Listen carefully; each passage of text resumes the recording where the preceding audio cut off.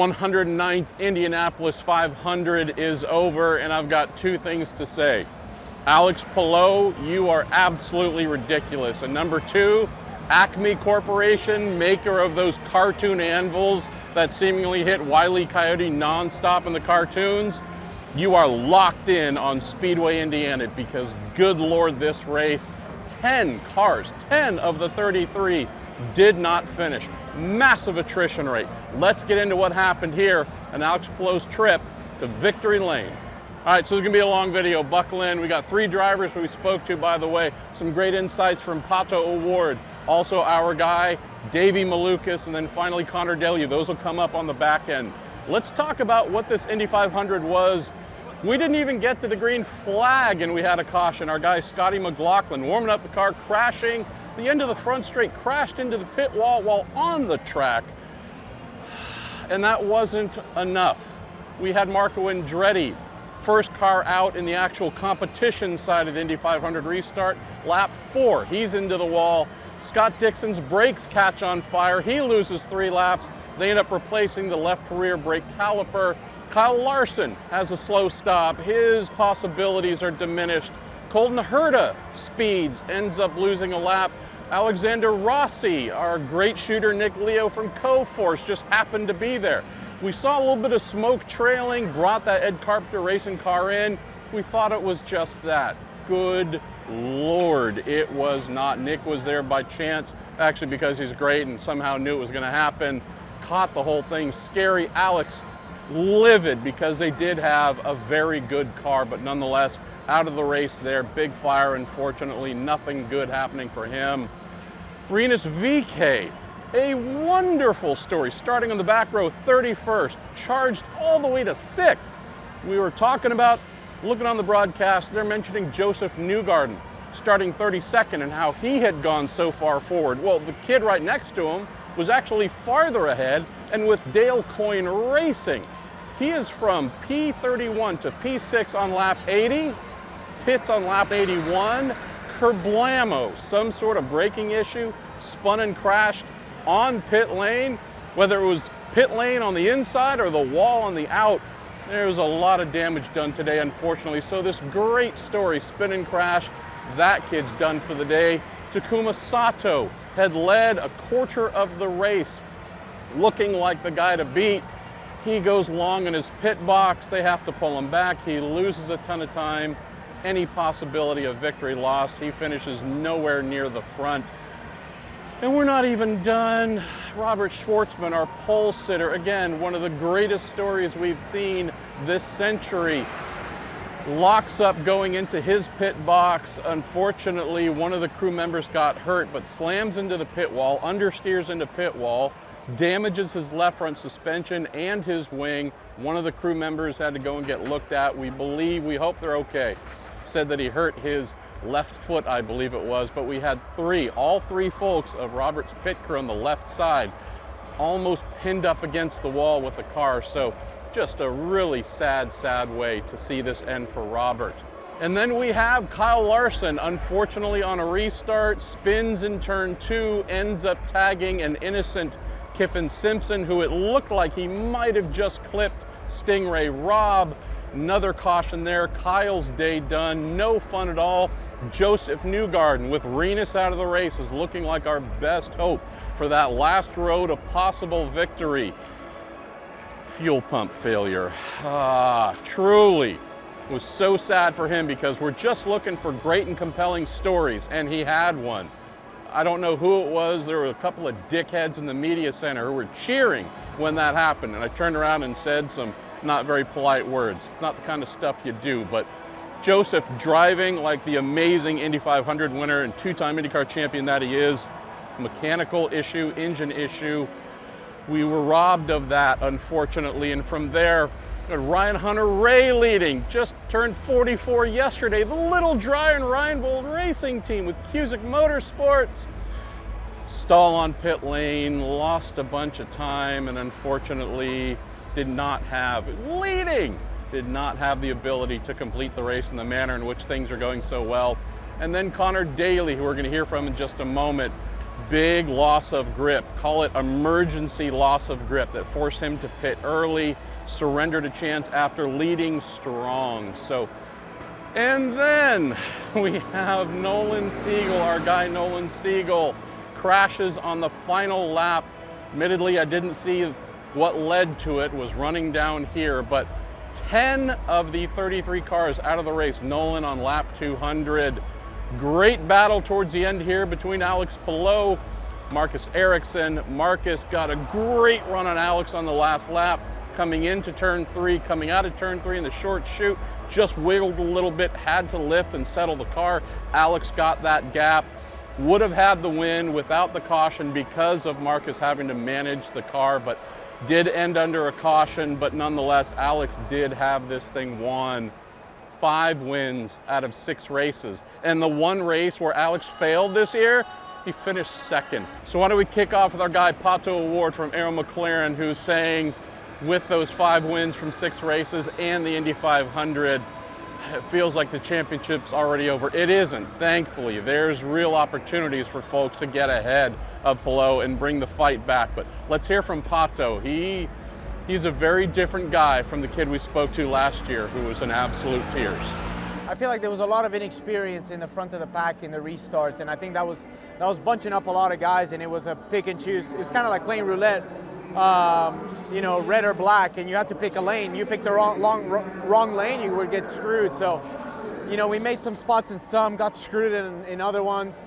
I think we were just one stop shy of being able to get maybe 2 more cars. At least to have a fight for the win. But yeah, I didn't feel like I really had it there. You know, I definitely loosened the car up in the last stint to just get runs and start risking a little bit more. But yeah, we have to find out what this guy is eating. I want some of that. I mean, he's on a freaking insane run. I don't think I've ever seen that in my life. And yeah, I mean, I'd hate to wait another 365 days, but we had a solid points day. Sadly, the championship also seems like it's far away from us. Like, yeah, it just seems to be his year. But we're gonna keep fighting, and we just, yeah, I think we just were maybe one stop too late on being 4th in line, where you kind of needed like a restart or something there in the end to risk a little bit more. But when you're stuck like that, Malukas was stuck, Fro was stuck, I was stuck, even Ericsson was stuck. He got so lucky with the lappers there. They were basically doing the lead switcheroo, but for the last place, and he was just chilling there. Tell me about Pato O'Ward 2025 Indy 500. Last year or two, a lot of emotions, a lot of feeling crestfallen. You're not happy with today's result, but I see a guy 1 year later, a real team leader. I mean, you know, there's so much to look forward to, you know, and we're going to be back next year when we're going to be pushing hard, you know. So it sucks to wait 365 days, but that's just what it's going to be. And we've just about gotten every single top 5 result here in every single showing that I've had at the Indy 500. You're getting all the numbers. There's only like 1 left that you want. Yeah, I think there's only 1 left, so we'll see. Really interesting stuff from Pato here. Let's hear from our guy Conor Daly next with the Juncos Hollinger Racing Team. They have really told everybody, put them on notice, that this little team, this midfield team, they are really starting to improve. So let's hear from him about that. Impressed with what he was able to do. Disappointed, obviously, at not being able to fight for the win, but when you can come away in 10th place with a little team no one was really even counting on, it's a pretty good day. Well, I mean, honestly, it's great to feel disappointed finishing 10th. I mean, honestly, like this is an event and a month that has been so enjoyable for me. You know, the car has been so fast and such a pleasure to drive.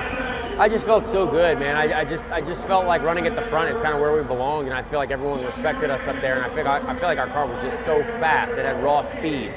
But yeah, we'll learn from it. This is our first one together. You know, they haven't had any oval drivers in this car before, and I've got a lot of experience now on oval, so maybe there's something we can look into. You know, if they'll have me back for next year.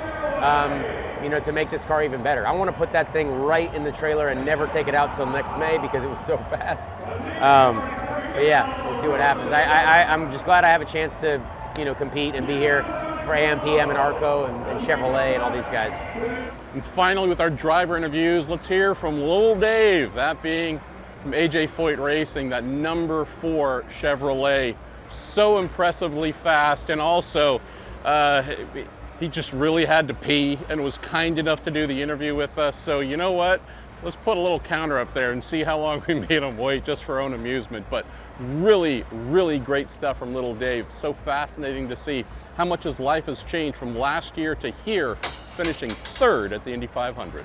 I mean, talk about magical. I mean, the guys did a magical job. From the strategy to getting the setup where it needed to be, to the guys being super fast on these pit stops. I mean, that was a damn near perfect race for us. When I think from a strategy standpoint and a race as a whole, we were the number 1 car there. From start to finish, I mean, our trajectory, everything was damn near perfect. But this race picks its winners, and leading at the end there, you know, got us a little bit unlucky with the 2 lappers coming in. We were a sitting duck, and Palo just was able to come right around and get the 2 lap cars. So, lucky little bastard. He got those lap cars. If those lap cars weren't there, man, Lil Dave would have been right there. Luck we have prescribed to Alex Palo's success in life, nothing but luck. Great affiliation, obviously, with Team Penske. You and your race engineer, James Schnabel, boy, he is so talented. And just looking at the greater Penske family here, top performer here in terms of results at the Indy 500. I know you're not satisfied. Nobody, there are 32 people that go home feeling dissatisfied, but personal level, how are you feeling? I think you showed folks yet another level of your talent. Do you feel like you put on that kind of show? Man, I drove my goddamn ass off, I'm not gonna lie. I was, all those yellow flags, I was picturing it. I said, man, this track, it's actually, everything's working out for us. We're having good stops, and on that last stop, man, I couldn't believe how pressure I was. I said, come on guys, let's just get one more stop in. And when we came out and saw how clear it was, I said, man, this is our opportunity. We can get it done. And man, this race means so much to me. I mean, ever since I was a kid, I mean, even last year, I didn't even have a left hand 1 year ago, and I was watching as a fan on the stands, and now I couldn't even picture it. 1 year later, I'll be fighting for the win here. And it just comes down to these guys, to the sponsors, to Clarence Technology. I mean, to everybody, they supported me from start to finish, and man, the morale boost that we've had from the start of this month to the end, it was a perfect month for us. So, and we really needed it, man. It's been a rough start to the season, but we're going to be turning it around now. We're going to carry this out, and we're going to look at it as a very, very positive standpoint. I didn't just drive my ass off, but everybody here worked their ass off here. That was so damn close. Let's close on this. We just spoke to Pato O'Ward, who for the last year or two has been like the physical embodiment of disappointment, of coming so close, but just coming up short. I think I see a little bit of that in you. You've gotten so close here now, and now you just want it to be next year here in May to race again, I bet. Yeah, I can feel his pain now. I mean, I can't even imagine, especially from last year, being so close. And now for me, this is just my first experience of it, but man, I think I understand the pain now, because everything can go right, everything can go your way. You can have a goddamn perfect race from start to finish, and it's just this track picks its winners. It just, I get it now. There's nothing really we could do. From that standpoint, I don't really know. You can always look back what ifs, but even now I look back, I honestly have no damn idea what we could have done to be different. So yeah, it's a burning pain, but you know what, we're going to use this as a drive and to push. I'm still 23 years old. We have a long time to try to get this win, and we're going to be heading forward. But man, we needed this as a team. We're ecstatic. I mean, I'm very upset because we had the chance, but man, a P3 at the 500. If you told me that as a little Dave, 7 years old, I mean, he would never even believe it. So, little Dave, we made it. In some form or way, we made it.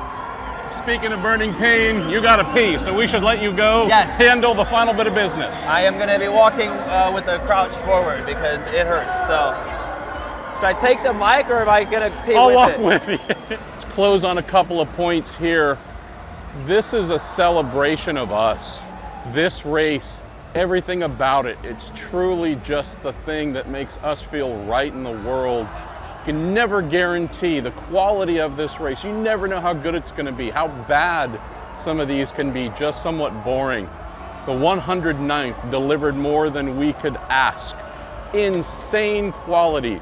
The amount of fans that showed up, this sellout crowd, everything about this was special. The result as well, Alex Palou winning for Chip Ganassi Racing, chased home by former Chip Ganassi Racing driver Marcus Ericsson. I am brought back to almost 2 weeks ago, sitting in a press conference here. Alex Palou said he retires in 20 years and does so without an Indy 500 victory. His career would be incomplete. Think about that. A kid who's only done this a handful of times, came here from Spain. Indy 500 wasn't his dream. Formula One was his dream. That got rerouted, ended up here. The little Dale Coyne Racing team showed enough with that team. Chip Ganassi Racing hired him. I asked Chip, why did you hire Alex Palou? Impressive rookie year, but not insanely good. And he said, because of what I saw him do at the Indianapolis 500. And here we are a few years later, three-time champion, running away with his fourth right now. Would someone please stop him and make this a little more compelling? But kidding aside, it's true, but all that aside, Indy 500 winner, that thing that he said would leave him unfulfilled without, the thing that brought Chip Ganassi to say, we need this kid in our team. Also want to say a huge thank you to Chevrolet and to Honda. The work they put in during the off season for this race specifically, just insane. Chevy had this, won it, destroyed Honda here last year. Honda put in a ton of work. They've come away as winners, finishing 1-2 with Palo and Ericsson. But if you watched this race, you know it could have just as easily been the bow tie. So congratulations to Team Chevy for incredible work.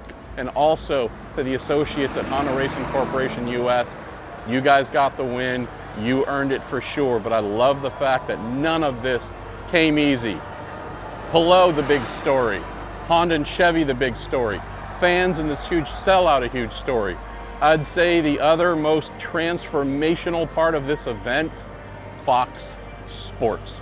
If you saw any of the pre-race content, the commitment to it, the quality of it, the size of the sets, every single thing about it mythologized this race in ways I wish other partners had done beforehand. But to Eric Shanks, Fox Sports CEO, to everybody at Penske Entertainment, from Roger Penske on down, who decided to go with Fox Sports, a leap of faith. They'd never done IndyCar before. Here we are at our biggest race, the place we love most, where the biggest ratings come from. What do you put in for production? What do you do financially, commitment-wise, to make this the best it can be? Fox just set a brand new standard we have never seen before. So congratulations and thank you to Fox. Alex Palou, you're ridiculous. Ricky Davis, crew chief on that car, you're ridiculous. Barry Wanzer, race strategist. Julian Robertson, race engineer. Run on down the line. Congratulations, you're beating up on everybody, you're being bullies, you're not being very nice. Other folks want to win things too. I swear my parents taught me to share and share alike. You guys aren't doing that. Anyways, race is done. I feel like page has been turned. Let's go to Detroit and celebrate yet another IndyCar round. Thanks for y'all for following here on Racer and the Racer Network. Lots of cool stuff happening there with the new Racer Plus option. Learn more about it. Would love to have you take part. I'm Marshall Pruett. Thanks to our Co-Force partners here doing all the filming. Thanks to everybody at Racer for making this possible. We'll speak to you here soon.